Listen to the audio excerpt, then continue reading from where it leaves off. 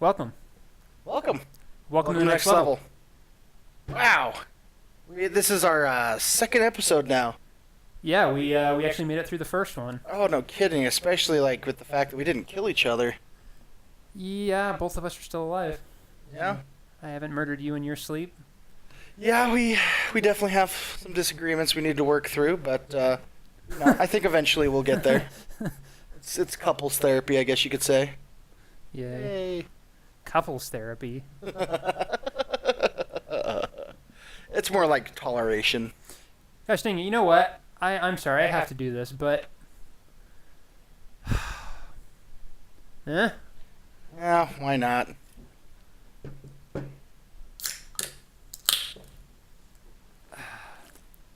I do love this stuff. Oh, love me some Verners. Oh, Oh, so...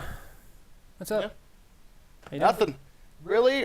We had actually quite a busy week with some news here. Yeah? So what have you been up to?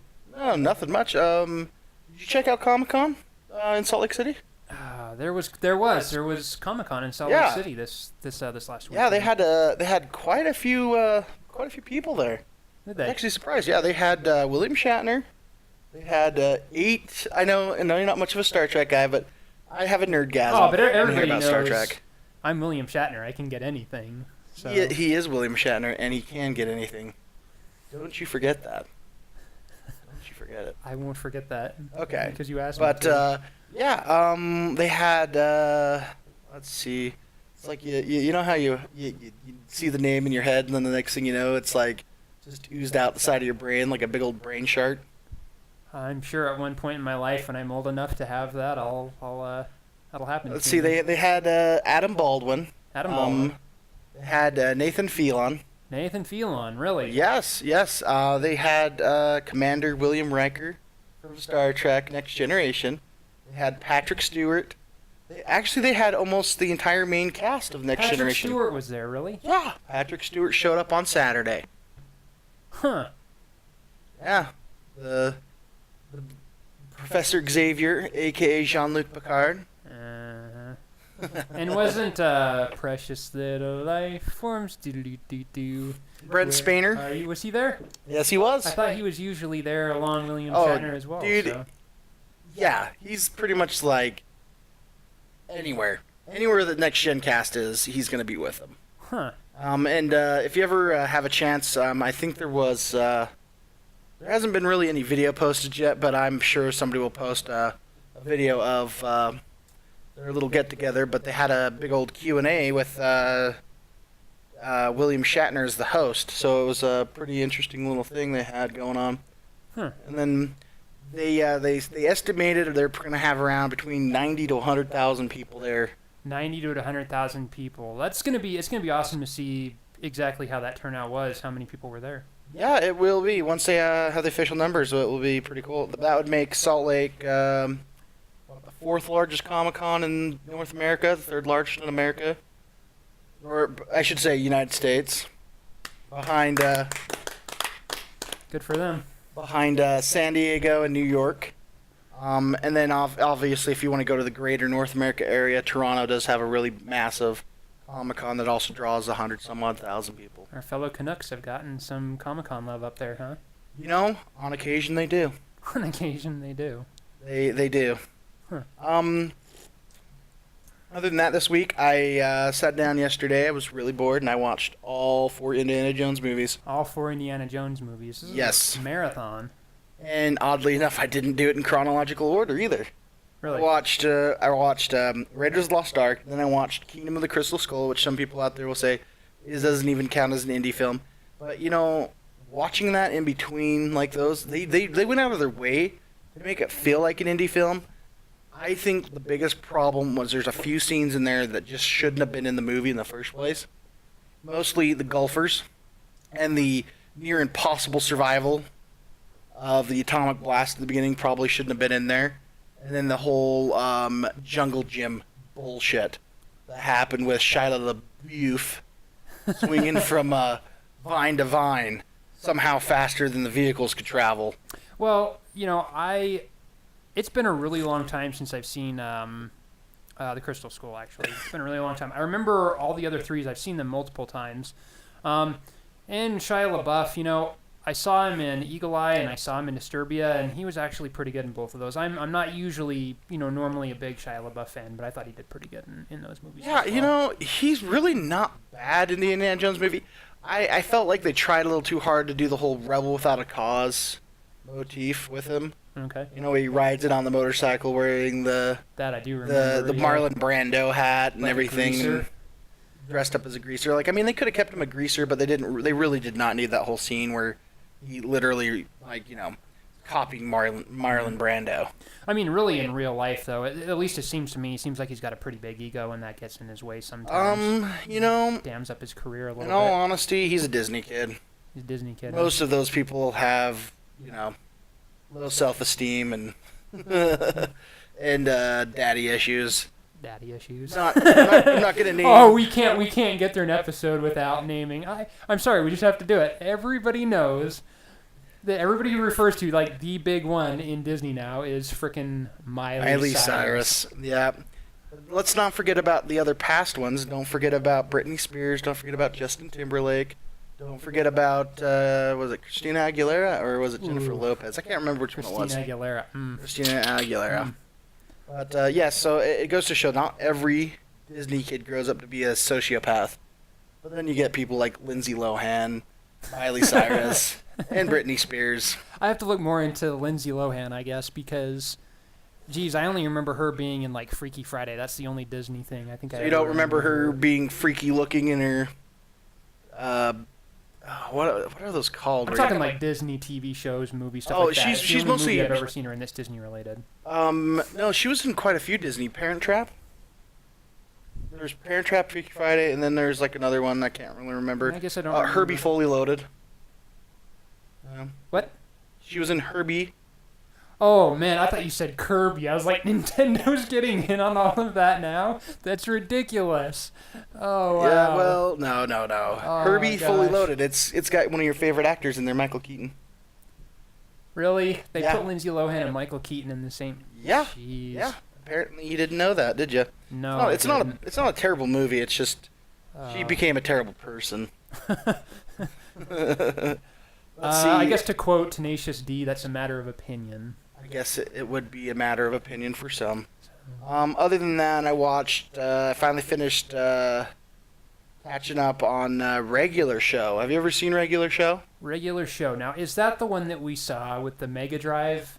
Or not the Yeah. not the Mega Drive. I'm sorry, the Master The System. Master System, yes. reference.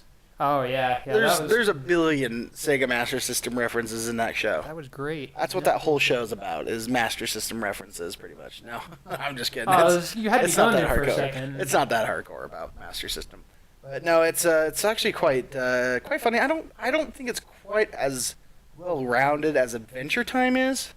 But I still really think that there's some really funny stuff that happens inside the show. Yeah. So, you know, and you got your main characters, Mordecai and Rigby, Skips, Pops. Mordecai it always reminds me Benson. of Children of the Corn. Who knows? Maybe that's why they named him Mordecai. Of course, it was more so Malachi, because Malachi was the guy who was running the show. But yeah, Mordecai it Yeah. reminds me of it. Yeah. So, we got any news, tech news going on right now? Ted news See. going on. Well, I guess for me personally,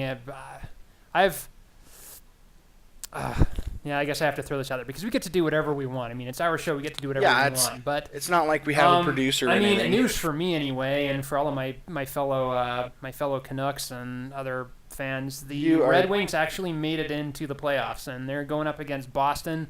Last I checked, they were tied 1-1 in their series, so I've got my fingers crossed for I them. thought you said so. they were already eliminated, so you No, I was. you I was. totally didn't even tell me earlier. I was under the belief that They'd been eliminated in round that one. they just weren't even going to make it in the playoffs at all. But they're in there. They're holding up against Boston, and so I've got my fingers crossed for them and Colorado. So All honesty, they are up against Boston, though, and last I checked, Boston's pretty good.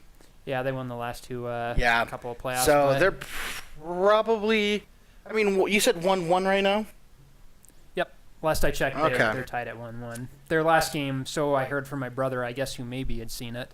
They got smacked around. So Well, Wasn't if very good game if for it takes them us a last couple one. days to post this, we'll make sure that we post a more updated score Score. or standings or and then- standing for the Yeah, playoffs, yeah. because by So- then they should be past like game 4 or 5. Yeah, so I got my Red Wings pride going on. Here, so, no, I mean, yeah, I mean, there's some stuff going on in the industry nowadays.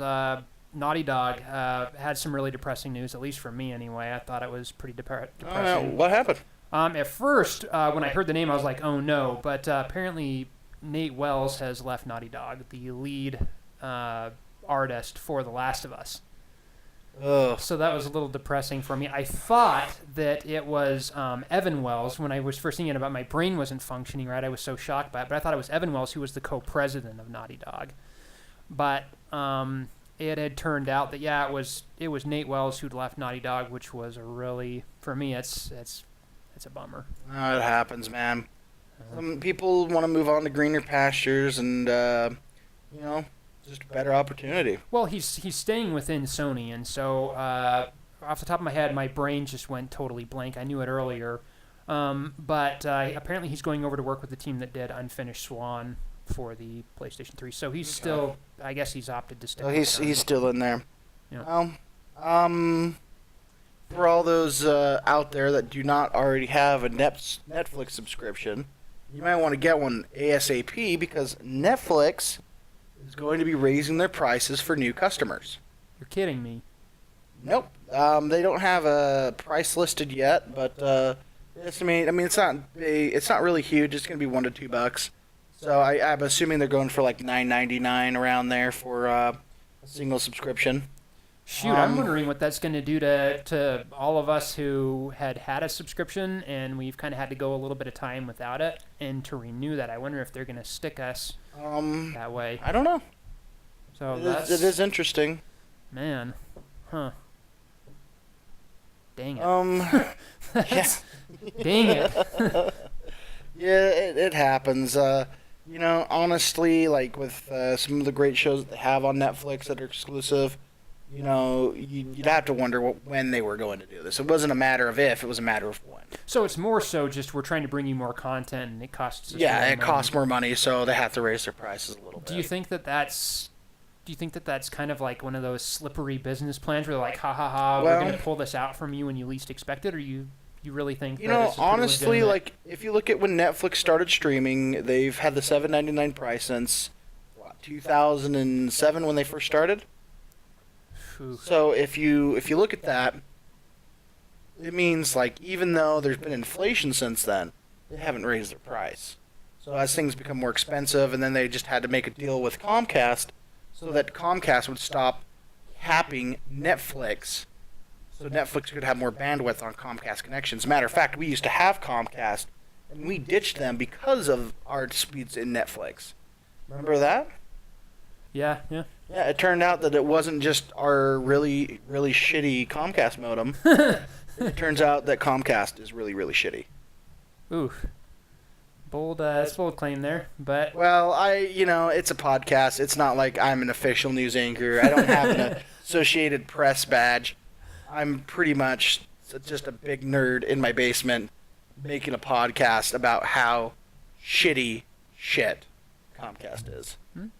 And all honesty, like we switched over to CenturyLink, I guess it was, and we have a 50 megabit connection with CenturyLink for a third of the price we were paying Comcast. yeah, we have a 50 megabit connection. Yes. That's right. Mm-hmm. Yes, it's supposed to be 40, but Oh. the speed is at 50. I think you just blew us out of the water there. Yeah, well, I don't think we're gonna get anybody. I'm pretty sure Comcast or CenturyLink's gonna call us up and be like, "Oh, you're not supposed to get those free 10 megabits more in a second, you bastards." Hey, they're just generous. That's all. Yeah, and you know what? I prefer that. And then they don't limit us on our bandwidth on freaking Netflix, which is preferred. Because all honesty, the way things are moving is it's more internet based these days, and everybody, like my parents, for instance, they have like Amazon, Netflix, and Hulu, and that is all they have. And then they have an antenna on their house to pick up the local channels. and that's all they need. Yeah.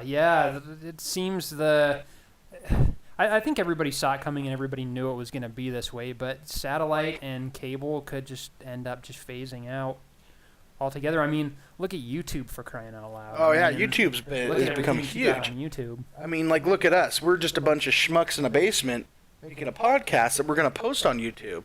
Are we considered a basement? You think we're considered a basement? We're halfway underground. Halfway underground. It's like if we a were bunker all or the way something. underground, it would be a bunker. Yeah. Because we'd be protected from pretty much all the elements. But no, we're a basement. Like that earthquake we had a couple days ago? Yes! We felt an earthquake. First time in my life that I've actually paid attention enough to notice one. I didn't even know that it was an earthquake. I thought it was just... He thought it was a door slamming or Yeah, I thought something. a door slam of some sort. That's what I initially suspected, but then I realized, wait, we have a concrete floor. It's not supposed to move when somebody slams the door. 'Cause you know, like when you're on a floor above, you can always feel that, but we're not on the floor above, we're the floor below. And then all of a sudden I felt, it was really minor. It was a 3.2 on the Richter scale, meaning like it was barely you could barely feel it. Well, I guess to some extent everybody knows where maybe we live now. Well, that's Yeah, not maybe much if you want to go look at the U.S. Geology website and find out where there was a 3.2 earthquake, go for it. might give you an idea. One thing for can sure find is out. we're not from California. No, So we are not. not from California. From and just to California. clarify, I had a guy not too long ago who I'm sorry, I'm taking us way off track here. But We're but gonna there reel was it a back guy in I a had sec. bumped into who was from Brazil, and he thought that I was from New York because I lived in the United States. We're Americans, about as American as they come. So we'll give you that. Well, But considering yeah, I you thought I was from talked New about the York. Detroit Red Wings, I think we were. NHL does And exist you in also referred to the Canada. Canadians as their neighbors up They've got a north, couple of so teams. Not that their teams are really all that great, we're not from Puerto Rico, so I'd imagine we'd have to be Americans. as far as we know, anyway. I mean, As far you're as a we professional know. baseball player, aren't you? So Um. more coming up in the future on that. That brings something to mind. But yep, different episode. So Let's see. What do we got next? You know what? I think we covered the tech stuff, didn't we? Got a little bit off track. well, I thought you were mentioning something a little bit earlier today over free fair distribution of airways. Oh, yes. Okay, the AT&T is trying to fight the FCC over their new rule that they're trying to vote on. I think it's Thursday or something. Thursday. You'll have to look it up. And when I say Thursday, I mean Thursday, April 20. I don't know. I don't know. We don't really pay Time attention has to no days. meaning to me. We're late 20-year-olds, so we're not a part of the generation that pays attention to calendars. We know. Okay. Everybody has a calendar on their smartphone or their computer. But When was the last time who you looked? actually schedules anything though? Yeah, I know. I'm gonna schedule you in to hang out on Thursday. Let's do that. Put it in my. Let's do lunch. Yeah. But anyways, yes, they're trying to make it so like smaller carriers can get a hold of more bandwidth through their auction that they're going to have over the airways in the next couple of months. And AT&T doesn't want them to do that because, in all reality, AT&T throws billions into these auctions just as well as Verizon. And if all of a sudden it doesn't matter how much they throw in, some of it's still going to be reserved for the smaller companies, which is understandable because, when you have the big two gobbling up all the bandwidth, it makes it hard for smaller companies to compete with them. So the FCC is trying to make it more of an equal opportunity for all carriers to get part of some of the bandwidth, and AT&T is mad because they are going to have to be the ones that has to spend billions of dollars buying it initially just to have some of it go to the smaller people for less money anyways. So, Man, but, that's AT&T seems like they've been in the news quite a bit lately. I know there was the attempt to for the acquisition of T-Mobile at one time. So yeah, that was a couple of years ago. The FCC decided that they'd rather have 4 companies to compete than 3. And they thought 3 couldn't compete successfully with each other. And, in all fairness, if AT&T would have acquired T-Mobile, they would have been like massive. They would have been way bigger than Verizon, and Sprint would have been an extremely distant third. And yeah, I'm sorry. I guess it's old news. I brought up old news, but Yeah. I mean, it worked out, and T-Mobile ended up just blowing the doors off when everything was decided not to. I'm sure some T-Mobile users were maybe a little bit upset at first. They're like, hey, like this acquisition is going through and all that, but Yeah, I'm a T-Mobile subscriber, and when I first heard about the AT&T thing, I was kind of bummed because we had AT&T back in the day, and they were horrendous. Like they would nickel and dime you for everything, and then my parents switched over to Verizon, and I ended up going with U.S. Cellular, which eventually, in my area, U.S. Cellular got gobbled up by Verizon through a regional deal. But, Verizon has great coverage, but they charge for that coverage. They really do. So basically, if you're looking for a phone, your best, you got to look at what can you afford, what do you want. You live in a metropolitan area and you rarely go outside of it, then go with one of the smaller carriers because like for instance with T-Mobile, they have where we're at, they have great coverage for most of the city we live in. Outside, it's pretty much like Edge. You got 2G, barely have any internet service, but obviously with Verizon, you almost have like LTE everywhere you go. Now on the last note,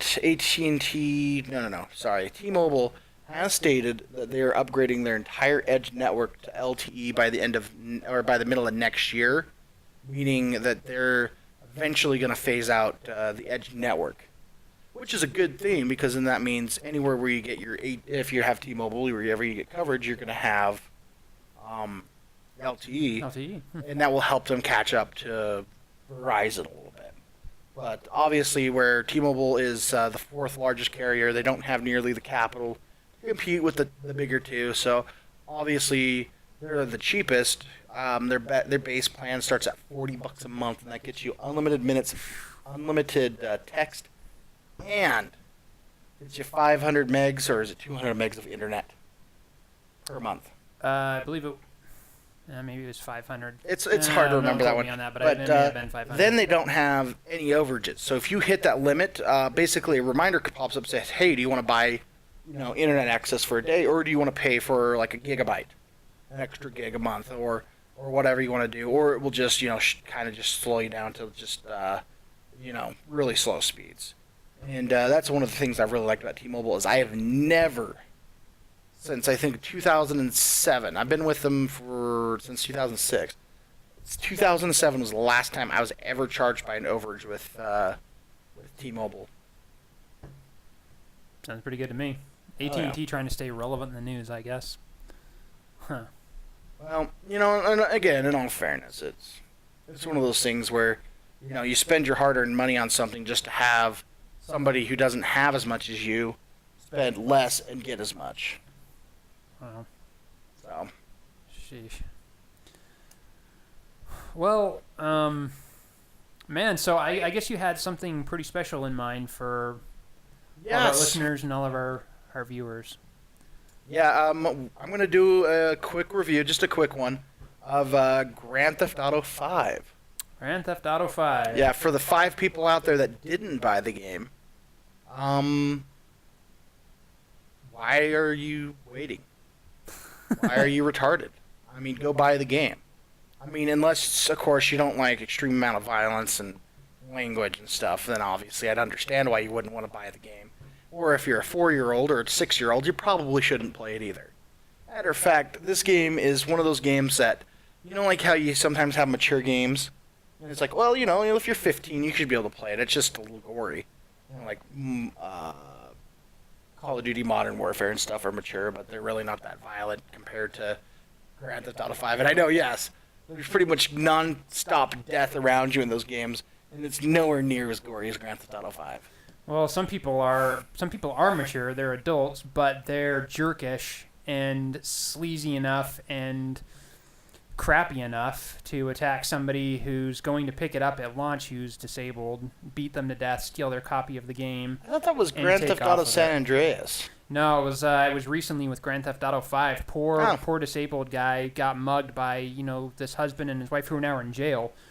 But the story ended, with a happily ending that a bunch of people rallied together and hooked him up with collector's editions of the game. And, raw deal, sad story. Sometimes people are just crappy. So, but it did have a happy ending. So. So basically, to start off, the graphics on this game, yes, this is a last-gen game. It came out on the PS3 and the Xbox 360, what was it, September or August of 2013. This game, graphically, is actually really impressive. For an open-world game, obviously you're going to have some degradation in graphics because you're not just covering this linear path, you're covering this breathing world, and which can take a lot of effort to do. And Grand Theft Auto brilliantly, I don't know what it is, but Rockstar's really good at making this like almost believable world. Like people are talking on their cell phones, they'll get pissed at you if you're too close to them. You can also run into like if you start hanging around somebody and they don't like you, they'll call the cops on you. And in a way, like it adds to the game, but it can also make the game a little less fun, mostly due to the fact that when you're playing Grand Theft Auto and you want to just go murder people, it can be kind of difficult. 'Cause sometimes you have to kind of cheat in a way. Because if you don't cheat, even with body armor and all the weapons in the world, once you hit 5 stars, you're pretty much screwed. Like, there'll be like 3 choppers on you. The choppers will lower down SWAT teams at you. And you have to be constantly on the move. And the best places to hide are in tunnels or subways. Like, once you get down there, you can lose them pretty easy. But in an open map, if you're out in the day and you get up to 5, if you can get to 5 before they kill you anyways, you're pretty much done for. Story-wise, the game starts off in East Algonquin? I can't remember exactly how you call that, but... Algonquin? Yeah, something like that. There we go. And it starts off 10 years before the events of Grand Theft Auto 5. You're in the middle of a heist. And after you complete this heist, you find out that your character faked his death. Or I should say, one of your characters, because this game is the first Grand Theft Auto game to have not just 1 but 3 playable characters, and we'll touch up a little bit on that in a second. But so then it fast forwards to 10 years later. You're pretty much now a middle-aged man whose family hates him, and you also have extreme anger issues. And then you also meet up with CJ, who is pretty much works for this car dealership that repos cars and whatnot. And so then you play CJ first, and then you go back to Michael. But there's a few differences. Like, they both have specials. CJ's, you can slow down time for driving, which makes maneuvering through pretty difficult tasks really easy. And Michael has the ability to slow down time while you're shooting people. So it makes murdering them, getting out of a tough situation a little easier. The third character is the one where it really deviates from previous Grand Theft Auto games, and that is Trevor. Which always seems to come up. He seems to be the popular one. Yeah. He is, because he is literally the psychopathic meth addict that we all are on the inside. Okay. He gives absolutely no crap for anyone, except for it seems Michael, who he does have some respect for, but there's a little tension there that you'll find out when you play the game.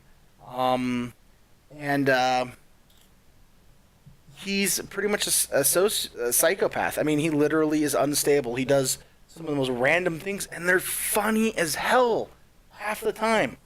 Like, you'll switch characters, and you'll go to him. Next thing, like when you zoom in on him, he's sitting there cuddled up next to another guy, spooning him. And you're like, what the crap is this? It's I don't know. It's pretty funny.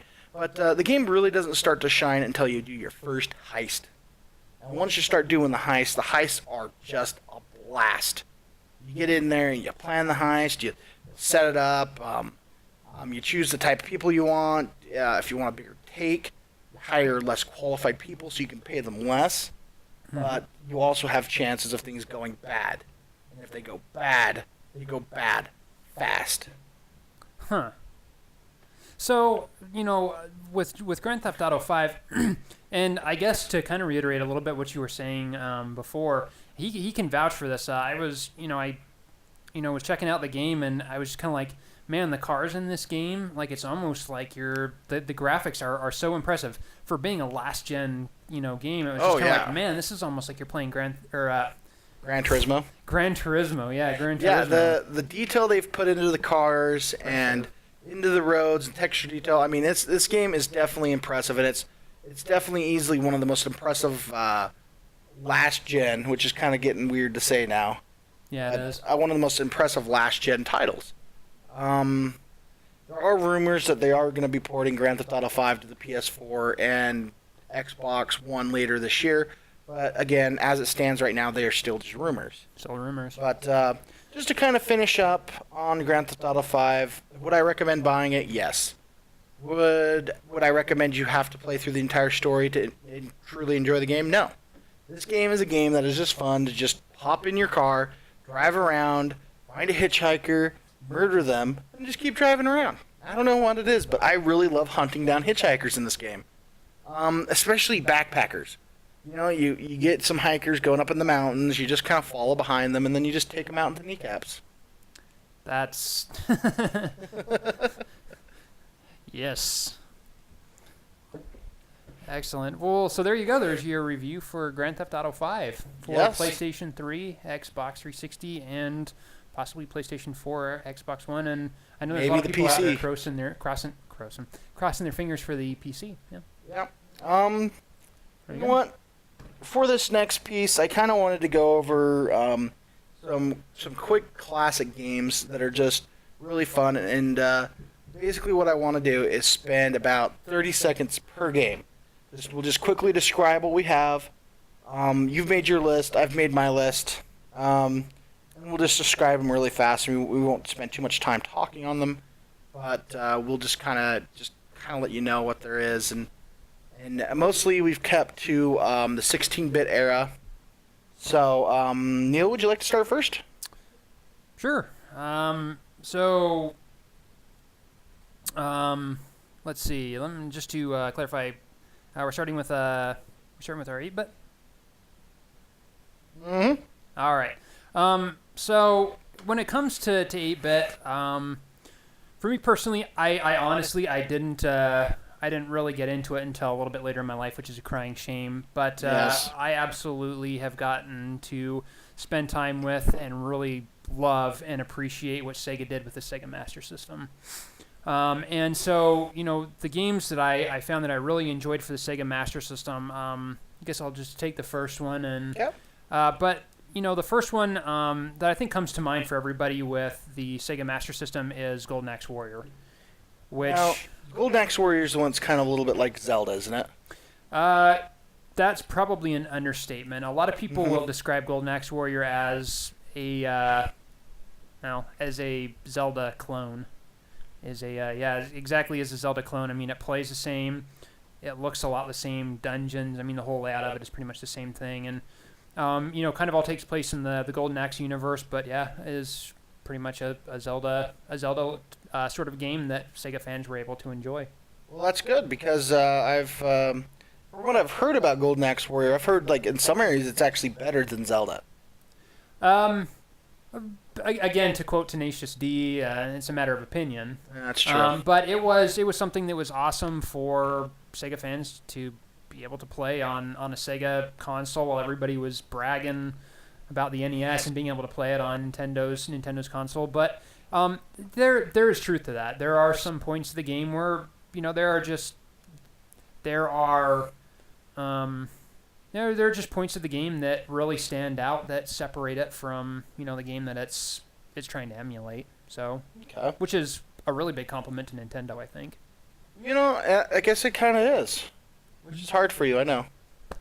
No, I know you could do that's it. true. I guess my first game on my list is Cobra Triangle. Cobra Triangle. Yes, it is a boat game. It's not. It's hard to describe. It's not really a boat racing game, but there are like stages where you have a time limit to get to the finish line, and there's also a bunch of mini games. Like now this game, I'm not gonna lie, this is not for the faint of heart. It's a really well built game with really good controls, but it is difficult. Like I mean, this thing will rape you in the ass and spit you out sideways. It is very hard. Some of the stages, like you have to protect a group of swimmers from these other boats that take them off and steal them, which sounds a little creepy. You know, why would you steal a bunch of swimmers and then go into a little hole and then they disappear and never be seen again? But whatever, we won't go too much into that. But it's very innovative. It's very intuitive. It's quite fast paced, and for an NES game, it is. It's graphically, it's actually pretty decent. You know, you don't get a whole lot of texture flickering or any of that stuff that you get. That's kind of common with a system like that. No, not to mention that it was running on fewer colors than the Sega Master System was. Yes, I know that you had to stab that in there. Yes, to get this out there, the Master System was capable of displaying, what was it, 64 colors at once? I think that's about right. And to Sega's credit, I mean, it's because we're talking about this era in time, it just has to come up. But Sega really was, even though they didn't sell as many units worldwide. I mean, I know they did really well in Brazil, but even though they didn't sell as many units worldwide, it was pretty amazing that Sega, you know, was in there to be like, you know what, we can be the ones to go up against Nintendo and really, you know, try and bring something to the gaming universe. Even though Nintendo ultimately, in the end, won. You have your own response, which I'm waiting for, but no, it was pretty amazing that Sega was able to do that. So, the next one I have to talk about is good old Space Harrier for the Sega Master System. Good old Yu Suzuki. The guy is amazing. He's really innovative. A great guy. Space Harrier. Now, before you go on, he's the one who went on and eventually did Shenmue, didn't he? Yes, he is the father of Afterburner, Virtua Fighter, and Shenmue. Mm-hmm. Man, he's really made some really impressive games over the years. He's got an impressive resume, yeah, he does. But so Space Harrier, as I understand, it was originally designed to have a spaceship in the game. But Yu Suzuki opted to make it a person, you know, with kind of like a jetpack sort of thing and a gun. Mm-hmm. And you're just kind of moving along. Some people are able to play it in 3D if you have the 3D glasses. And it's almost like I guess you would probably call it a 3D shooter. And this is another Master System game, right? Absolutely, for the Sega Master System. Mm-hmm. Awesome. Yeah. Okay, my next game is a game that sold millions. And if you haven't heard of it, you might as well just pull out a razor blade and slit your freaking wrists because you don't deserve to exist. And that is Super Mario Bros. 3. Mm-hmm. Many consider this game to be the epitome of the 8-bit era. Would you like to argue that? No, I mean, really, if Wizard says it, I'll believe it. The Wizard does pretty much say that, but he also says it's bad. Yeah, I would disagree. I don't know. Like, when he whips out that Mattel Power Glove in that movie, I literally, wanted to die laughing. But when I was a kid, it was a lot cooler back then. Oh, when he said it so bad, he was referring to the Power Glove. Oh, I know. Yes. I know. But you're saying that in reference to Super Mario Bros. 3, then? No, I was saying it in reference to the fact that he said it's bad. Like, as in, it's supposed to be a cool in the positive things, like, word. It's so bad, not rather than... yeah, bad. I know. I'm just saying, the way he said it sounded stupid. No, anyways, I totally have to agree. I love Super Mario Bros. 3. I think it's probably my favorite game on the NES. You know, I'd have to pretty much agree with that. It's a beautifully well-crafted game. You know, it's got about the same type of layout that Super Mario World does. Obviously, Super Mario World's a lot more graphically advanced, but you got some really cool levels. You got some really awesome art design and some extremely impressive music. Like, they took it up a notch for Super Mario Bros. 3. think we better knock this up another notch. Bam! Yeah. Come on, man. Work that weasel. Yeah. Yeah, that was one of Nintendo's big hurrahs in that period of time. I just remember spending a lot of time at friends' house playing that, and we were able to play it not too long ago. And Yes, we whipped it out. Great. Actually, I guess I might as well just show it here real quick.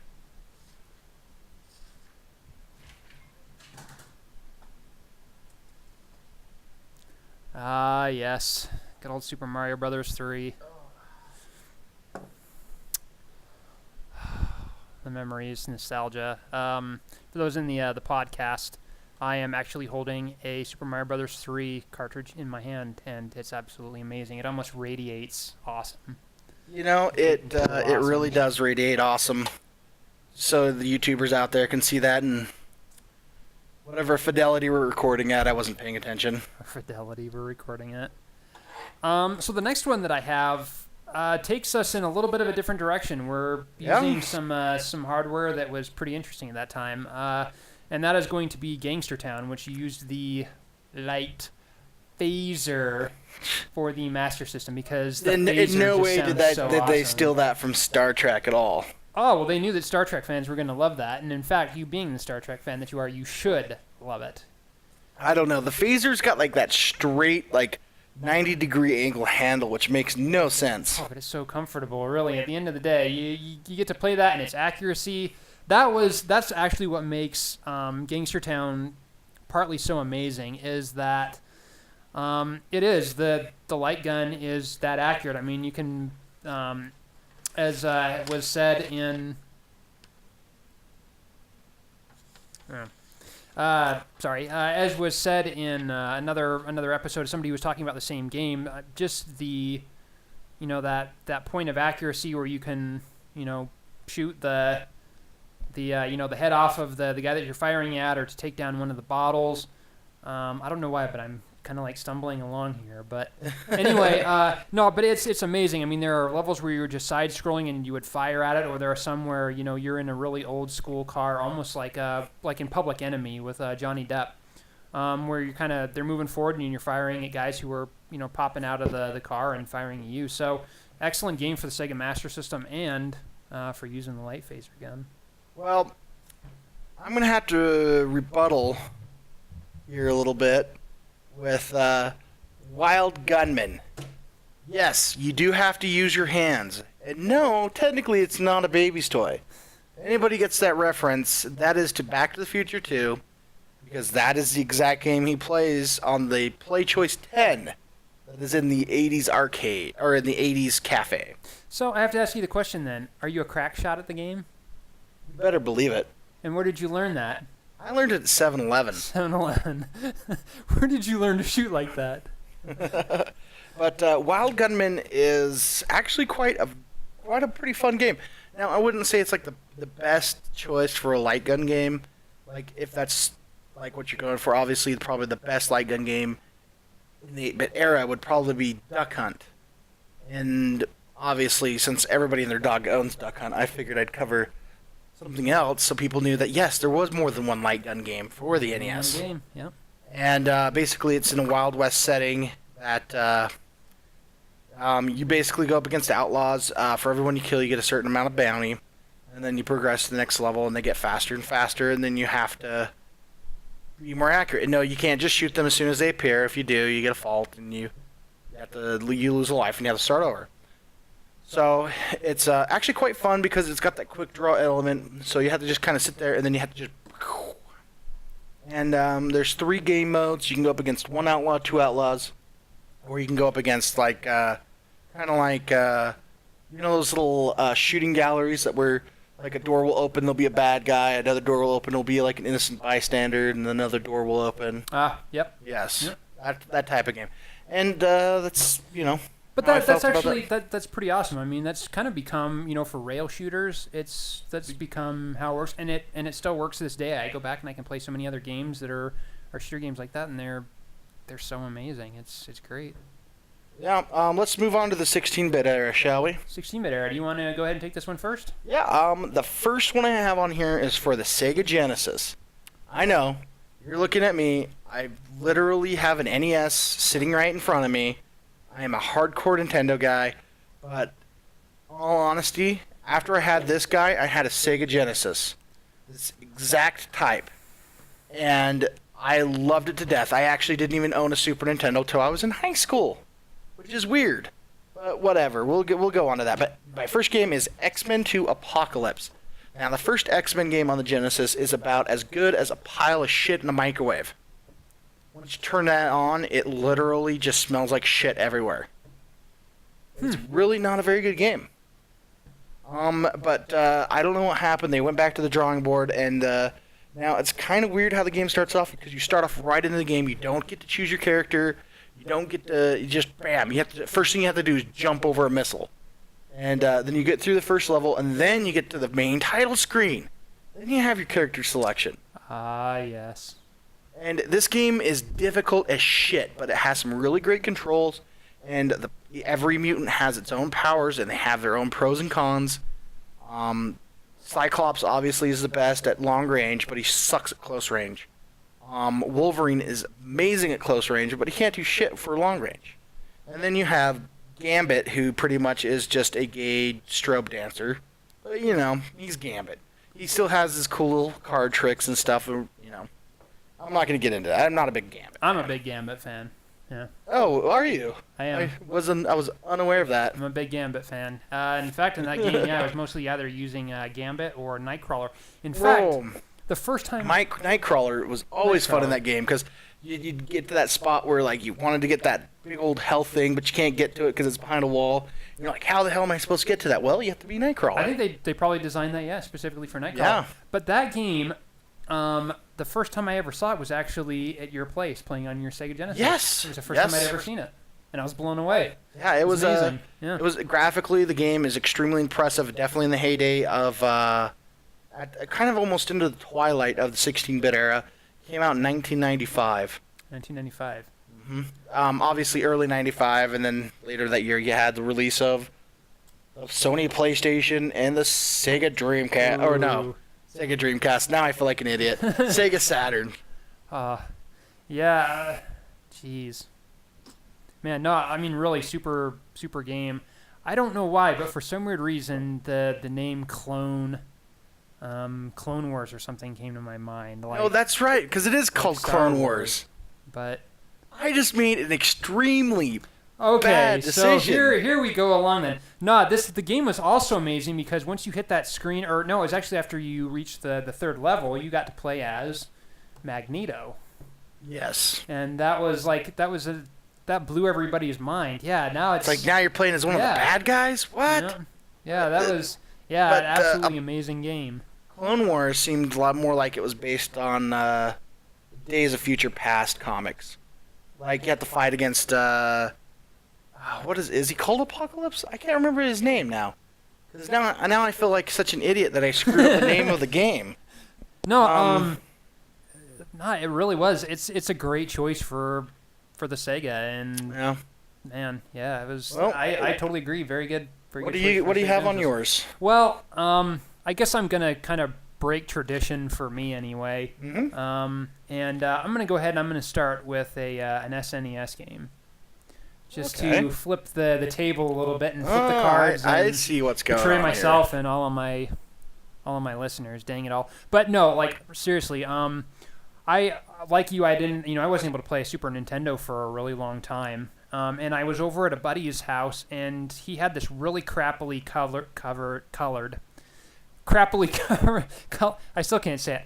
Crappily colored television that the picture looked like it was ready to blow. But I was able to play the absolute amazing Immortal Star Fox on the Super Nintendo. Oh, the original. I will say this, Star Fox hasn't aged quite as well as other games have, but it's still really fun to play. It was, and it's really the amazing thing in that game is a lot about the tech. Nintendo using that specialized chip to allow you to do really smooth 3D, and I just remember going in there and doing barrel rolls and all that. I didn't play it actually until after the N64 version, but and maybe it's just been a really long time, but I think that the Super Nintendo version still holds up pretty well against the Nintendo 64. I find them equally as fun. They are really both fun. They're both actually very impressive games, like an overall, like because Star Fox 64 introduced the Rumble Pack. Oh, definitely. And I know it had its times on the GameCube, but I'd love to see Yeah. another Star Fox game.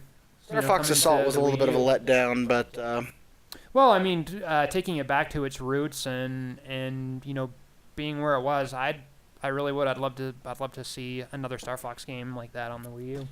okay. Well, moving on, because we better start wrapping this up here soon. Next on my list, I did go back to the SNES, and I chose Super Mario RPG, probably one of the great RPGs on a great RPG system. Because I mean, in all reality, the Genesis had some good RPGs, but I mean nothing that touched what the SNES had.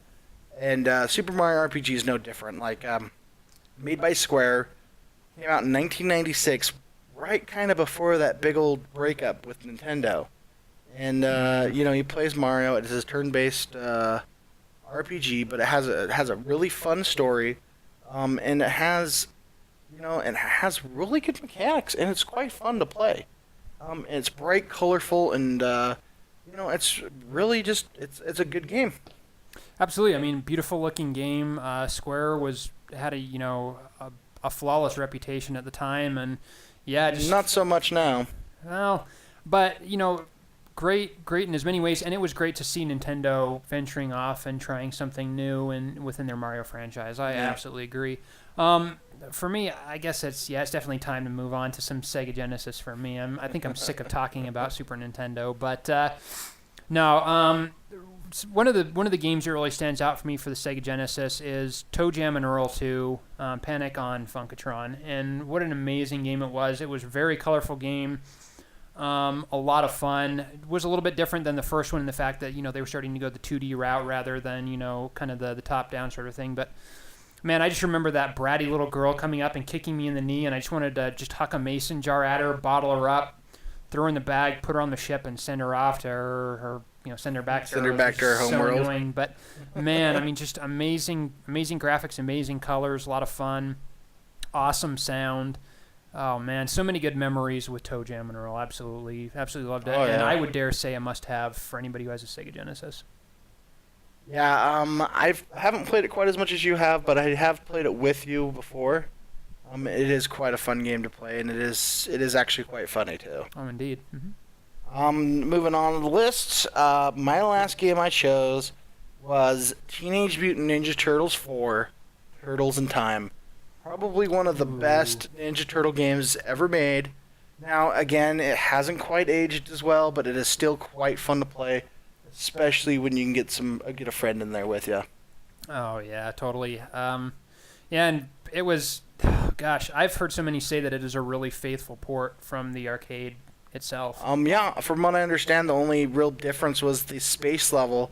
They changed. It was a 2D kind of like almost like the 2D surfboard seen in Turtles 3. That's kind of how it was in the arcade, but on the SNES, you actually got the behind the shoulder perspective, and they used the one thing that the Super Nintendo was really good at, and that was Mode 7. Yep. So it was a beautiful game. What's the last one, Neil? Well, it really was with Teenage Mutant Ninja Turtles. It really was sad for people on the Sega Genesis who weren't able to play it. Of course, as we know, they got Hyperstone Heist, which was pretty good, which was awesome. It was cut down severely, which is kind of a shame in and of itself because Turtles in Time, it had that lengthier gameplay, but there was just so much more to it. But those who actually had the Hyperstone Heist for the Sega Genesis actually got an exclusive character that never appeared in the Super Nintendo version, which is pretty interesting. So, well, I guess I'm going to go ahead and I'm going to finish up with Shinobi 3 for the Sega Genesis. Shinobi had been going just for years, and Shinobi 3 was just a complete and total asset to the Sega Genesis. How amazing it was. The abilities that you were able to use. I mean, anybody who has played Shinobi 3 knows exactly what I'm talking about. The game, they zoomed in the camera a little bit more. The characters were a little bit bigger on screen. And you were just able to experience it so much differently. It's really difficult to describe. Something that, if it's sitting on your shelf collecting dust and you haven't played it yet, freaking play it. And if you don't have the game, but you have an EverDrive or you have, an emulator that you can play it on, because everybody can play emulators, play this freaking game. It is one of the most amazing games that Sega has put out on the Sega Genesis. Well, that's everything on our thing, right? Oh, wait. We have... you have one more left, don't you? No, that's actually all my games. We have the next segment, and that is... the best for the rest.